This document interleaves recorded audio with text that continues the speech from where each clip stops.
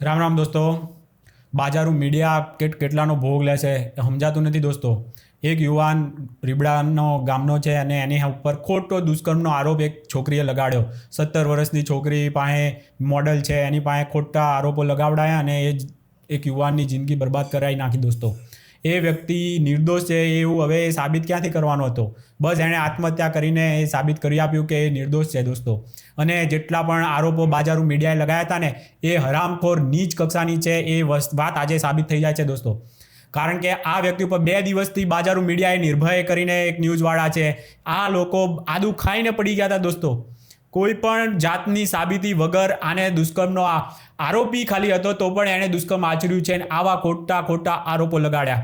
અને બીજી એક ગેંગ આખી જે ઓલરેડી ગણેશ જાડેજા કરીને છે એના વિરોધમાં હતી, એનો આ દોસ્તાર હતો એટલે આનો પણ વિરોધ કરવા માંડેલી એ ગેંગ આખી.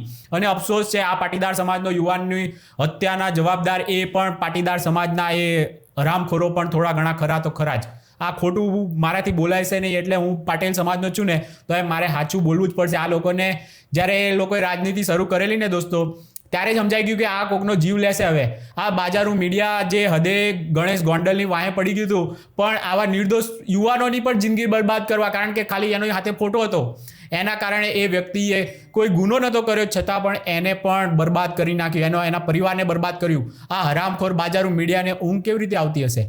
આટલા લોકોની જિંદગી બરબાદ કરી રહી છે, આખો મારી નાખે છે. આ મળદા ઉપર આ ગીધડાઓ હવે પાછા ન્યૂઝનો ખજાનો મળી ગયો એમને, હવે પાછી ન્યૂઝો ચાલુ કરી નાખશે. આ વ્યક્તિને બદનામ કરવામાં કાંઈ બાકી ના રાખ્યું, એ બિચારાએ જીવ ખોયો એનો. આ ક્યાં ગયા હવે? આ જે જિગીસાબેન, અલ્પેશ કથિરિયા, ગજેરા બન્ની, મેહુલ બોગરા ક્યાં ગયા ભાઈ? પટેલ સમાજનો બહુ કીડો હતો ને તમારે, પટેલ સમાજના યુવાનો ઉપર અત્યાચાર થાય છે એના માટે અવાજ ઉઠાવવાનો. તો આવો બધા હવે ક્યાં ગયા તમે લોકો? ક્યાં મરી ગયા હવે બધા? કોઈ દેખાતા નથી. અત્યારે તો કારનો કાફલો તમારો રીબડા પહોંચવો જોતો હતો, ત્યાં એ ખબર લેવા અત્યારે ગણેશ ગોંડલ ને એના પપ્પા ને એ બધા પહોંચી ગયા. તમે લોકો કેમ નથી દેખાતા ત્યાં? આ તો પટેલ સમાજનો હતો, તો તમે લોકો ક્યાં ખોવાઈ ગયા ભાઈ? આવી રીતની કોઈની જીવ લેવાય કોઈનો? કેટલા યુવાનોને તમે બરબાદ કરશો તમારી રાજનીતિ પાછળ? લગાડ તો શરમ કરો, લગાડ તો શરમ કરો. કઈ નીચ કક્ષાએ જાઓ છો? પૈસા કમાવા માટે મહેનત કરવા માંડો. આવી હલકી કક્ષાએની રાજનીતિ કરીને પૈસા ના કમાવાય, આટલી થોડીક તો બુદ્ધિ હોવી જોઈએ તમારા બધામાં.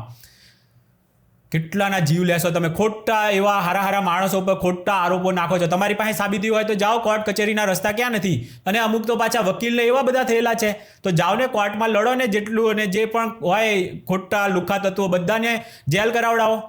પણ એ રસ્તો નહીં લો. તમે તમારી રાજનીતિના રોટલા શેકી અને આવા સાચા યુવાનોને બરબાદ કરશો. શરમ આવી જોઈએ, શરમ. આવા હારા આખા પરિવારનું શું થાય હવે? તમે વિચાર તો કરો. એ પરિવારનું શું થયું? એ ખાલી ગણેશ ગોંડલનો દોસ્તાર હતો એટલે એની ઉપર ખોટા આરોપો કોઈએ નાખ્યા અને તમે બધાએ પાછા એ ખોટા આરોપોને સાચા માની અને એ કે વાહ દીકરીએ તો બહુ બહાદુરીનું કામ કર્યું, ખોટા આરોપો લગાડ્યા. બહાદુરીનું કામ છે? આવી પોસ્ટો મૂકી છે જિગીસાબેને. શરમ કરો જિગીસાબેન, હવે તમે આવો બહાર અને જવાબ આપો. હવે છોકરીની ઉપર કાર્યવાહી કરાવડાવો, એને બરબાદ કરી નાખ્યો એક પરિવારને.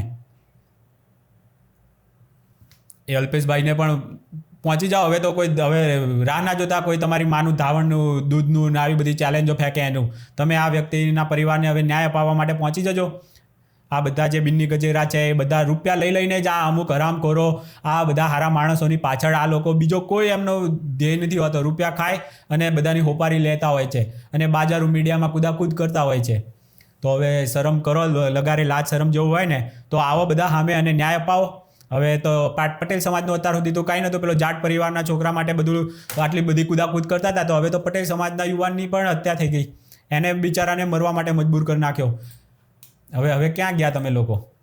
આ રીબડાના પાટીદાર યુવા અમિત ખૂંટ માટે ન્યાય અપાવવા માટે આવી જાઓ એ બધા બહાર. અને બાકી બાજારું મીડિયા તો એટલું હરામખોર છે ને, કોઈ પણ હની ટ્રેપમાં જે પેલી બોલે ને એ બધું સાચું માની લે અને કે હા આણે તો દુષ્કર્મ કર્યું, તરત જ જજમેન્ટ આપી દીધું. પોલીસે કાર્યવાહી કરવા તરત એને પકડવા માટે દોડવા માંડી. વાહ, આ શું સિસ્ટમ છે? જેવી બાજારું મીડિયા કુદાકૂદ કરે તરત જ એક્ટિવ થઈ જાય છે. આમ તો કોઈ સાચું હોય એવા કોઈ પણ કેસોમાં પડતી નથી પોલીસ, અને આવા ખોટા કેસોમાં તરત એક્ટિવેટ, કારણ કે દબાણ એવું હોય ને બાજારું મીડિયાનું. આવા ભયંકર મોટા પાપ કરાવે છે આ બાજારું મીડિયા. ખોટી રીતની ખોટા પાપો સિસ્ટમ પાસે કરાવડાવે છે. આટલા લોકોના ભોગ લઈને પણ હજુ શરમ નથી આવતી હોય બાજારું મીડિયાને? એ પેલો હવે કુદાકૂદ કરશે પાછો જગલો, અને જીગીસા આમથી કુદાકૂદ કરશે, અને બધા હવે કુદાકૂદ ચાલુ કરી નાખો. તમારા રોટલાના શેકાયા વગર ના રહી જવા જોઈએ. તમે બધા રોટલા શેકવા આવી જ જાઓ. હવે આ એકનો ભોગ લીધો છે ને આ બધા ગીધડાઓ આવી જાઓ. હવે રામખોરો નીચ કક્ષાના કંઈક સારું રચનાત્મક કામ કરો. સમાજમાં આવી ભળવાઈઓ મૂકી દો. જે ગોંડલનો પ્રોબ્લેમ હોય તો ગોંડલના લોકો જોશે. એ લોકો 4 લાખ કહે છે ને તમે લોકો પાટીદાર ત્યાં સૌથી વધુ છે, આમ છે તેમ છે, તો એ એમનું કામ કરી લેશે. તમારા લોકોને ક્યાં વચ્ચે પડવાની જરૂર છે? ગોંડલવાળા ના કરી લે તો પછી મૂંગે મોઢે શું કામ તો સહન કરે છે? કારણ કે ખોટા હશે તો પછી એ લોકો બેમાંથી એક જ હોય ને. અત્યાર સુધી આટલું હોય, આટલી બધી પોલીસ છે, બધું તંત્ર છે, કોઈ પણને ન્યાય લેવો હોય તો મળી જ રહે હોય, અને ના મળતો હોય તો તમે એ રીતની હેલ્પ કરો. વકીલાત છો, વકીલની રીતે હેલ્પ કરો, બીજી બધી રીતે જે પણ હેલ્પ થતી હોય. હવે લુખાગીરી કરવા માટે પહોંચી જવાનું, બસ ચેલેન્જો ફેંકવાની, આ રીતે આખું વાતાવરણ દોડી નાખવાનું, યુવાનોના ભોગ લેવાના, આ કેટલું વ્યાજબી કહેવાય? શરમ કરો, શરમ જરાક તો શરમ કરો.